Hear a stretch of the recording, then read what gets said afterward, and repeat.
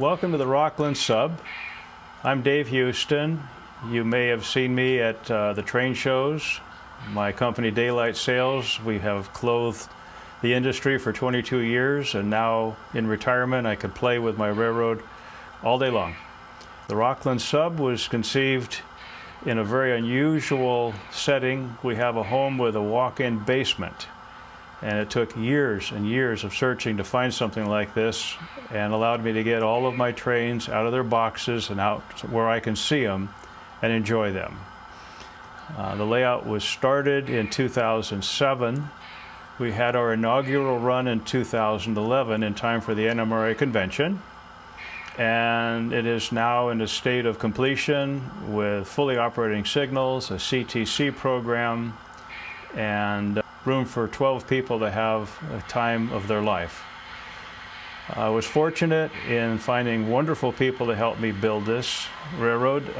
Rick Fortin from San Jose helped with the bench work and the construction as we climb around the room. And to take bare walls and bring them to life, you'll see as we look around, the mountains on the walls were painted by renowned painter artist Mike Katowski from Campbell. And some of the structures here, a fun story. I was building buildings, which I've never claimed to do well. And Rick was up here helping me on one of the sessions. He looks at the building, he says, "Who's working on these buildings for you?" I said, "Me." He says, "Well, you know, you got to look at this. You got a world-class layout being built. You got a world-class artist painting the walls, and these buildings really don't cut it." I said, "What do you mean?" He said, "Well, look, the corners don't match, the roof, they're not weathered, they're terrible." I said, "Oh, okay, well, I can see what you're talking about." So I found another fellow up here, very talented, named Dave Hain. And Dave has built a number of the structures you'll see. They're beautifully done, and I'm fortunate to have that kind of talent helping me to achieve my dream of bringing a real-looking railroad that operates prototypically for everybody to enjoy. So the layout is geared to the 1957 era of transition, so I can have the big steam, the beautiful passenger trains with all their colors that I really loved growing up, wish I'd seen more of. We travel from a nondescript area down at the bottom, which is called Valley. And the room is the helix. The tracks travel the walls and climb on a 2% grade and get to mountain. Mountain is above valley. Why did I do that? Well, because it doesn't depict anything exactly. It's not prototypical to the building, it's freelance prototype. So I did things I liked. The end result is something that I'm very happy with. One of the best questions people ask is, what would you do differently? And I say nothing. It's the way I want it. It runs well. 12 people will come here and spend all day switching imaginary loads of freight to imaginary businesses somewhere, totally absorbed in what they're doing. And everything runs realistically, and they all seem to have a wonderful time. And that's important because it was never a railroad built just for me. It's been built to share and to operate, and seeing it come to life with 12 guys running everything all over, that's one of the greatest rewards you can have. The system that runs it is Digitrax, and all of the locomotives are sound equipped, and I strictly stay with Tsunami from Soundtrax. They're reliable, they're bulletproof, I understand them. It's like the gold standard. It's like some railroads went all General Motors, well, I went all Soundtrax. It's easy for me to work with, and they're very, very reliable, and the sounds are very prototypical. Through my business, Daylight Sales, I became what's called an audiophile. I released recordings from Brad Miller, from L&H Rail Sonics, RK Records. So the sounds of trains was very important to me, and the fact that these Soundtrax decoders reproduce those sounds as well as they do, I'm very, very happy with them. Other decoders I don't care for. I'll find the F8 button and mute them as quick as I can. These work to my satisfaction. When we got the railroad running, now comes the question, how do you control it? How do you keep the trains from crashing into each other? So we had to install signals. Well, the signals were sort of eye candy. They didn't really work correctly enough, and guys would run right through them, and we'd have places where they would come close to crashing if they didn't stop. So from a railroad that's been running since 2011, I just finished a 6-month conversion, and everything now runs with CTC. Later you'll see the dispatcher's panel where he can actually throw the switches, line up the meets, have trains go by, and the final crowning touch is something the real railroad did, where the locomotive reports to the computer where it is. And its local identity travels across the railroad from block to block, and you can see occupancy and who's in it. And this is going to make for a wonderful opportunity for somebody to dispatch the railroad and maintain law and order for those that think they can run when they don't have a switch line for them.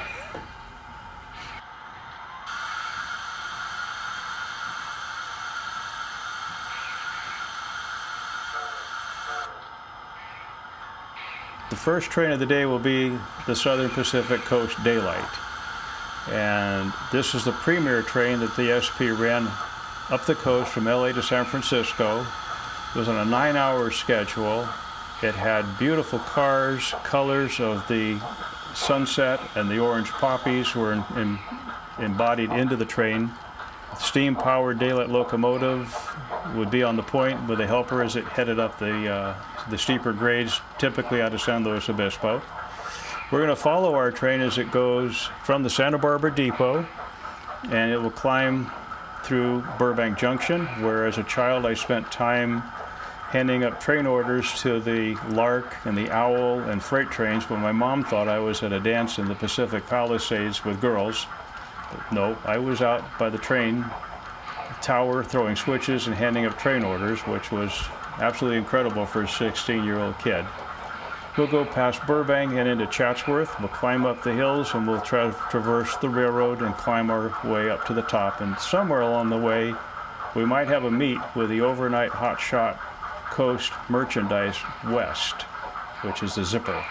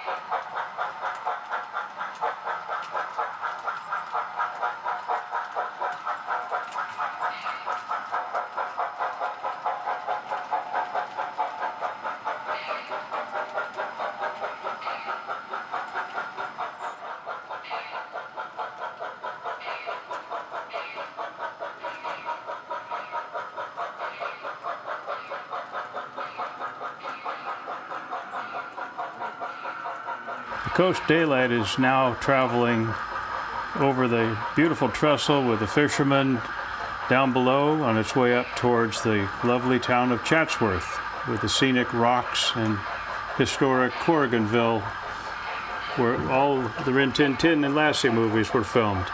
Down below, a load of Soundtrax decoders is being delivered to the Pacific Electric Southern Pacific Depot at Lancashire, which is in the San Fernando Valley on the Burbank branch.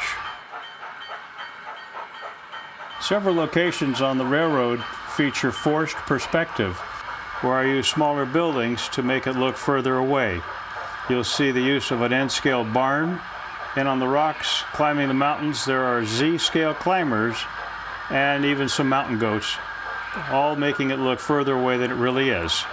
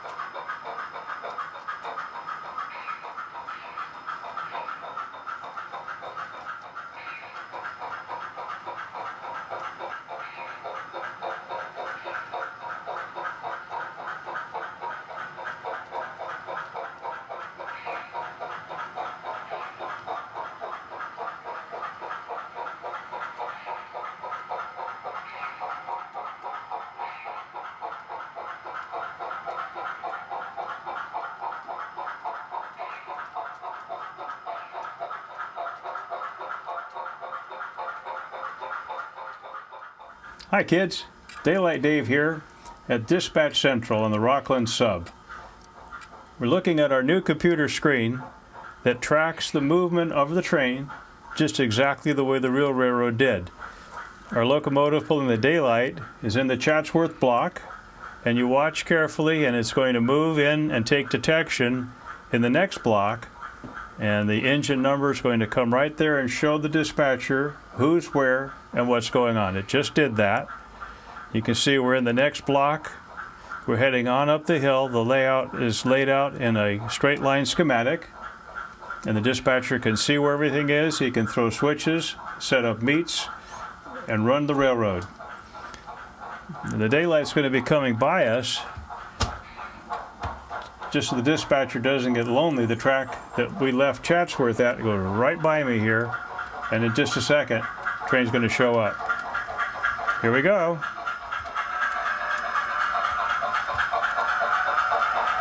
Don't forget to wave.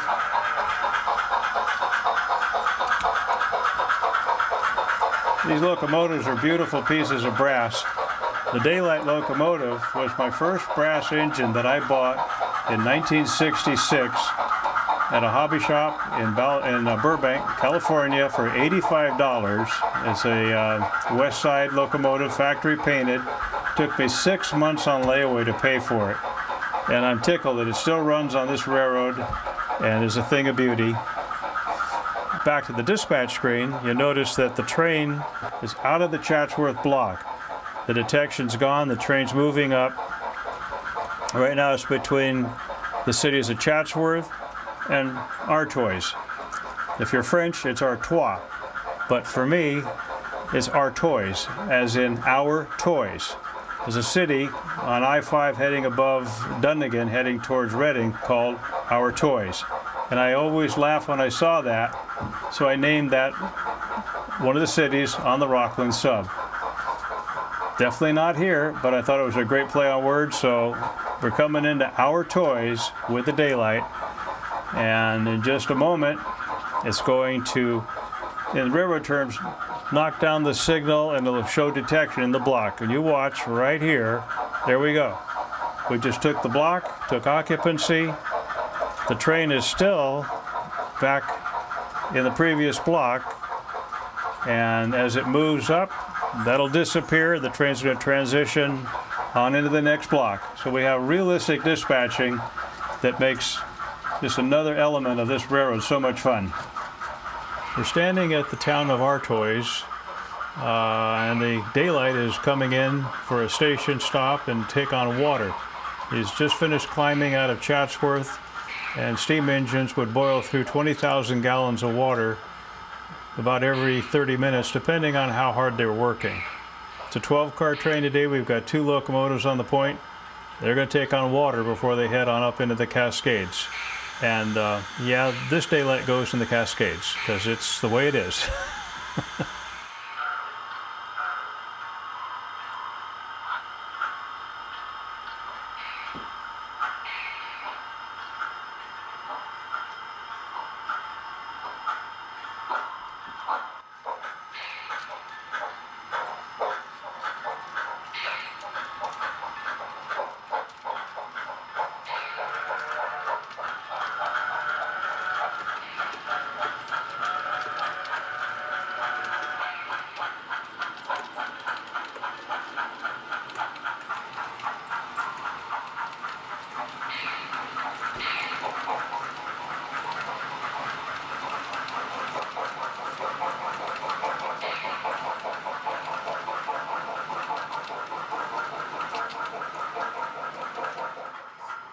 Following the daylight on up the mountain, we're heading into the siding at Shasta City, where a beautiful painting of Mount Shasta exists thanks to the wonderful work of Mike Katowski. An interesting note, this was never going to be Shasta City, it was going to be Ophir.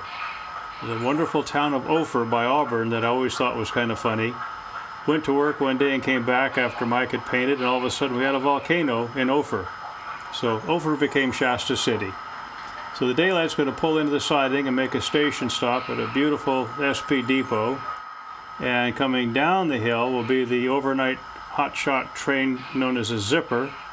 He's going to hold the main at Shasta and have a meet with the daylight. And yes, the daylight and the zipper never ran on the Shasta line, but again, this is freelance prototype. It's my railroad, so deal with it.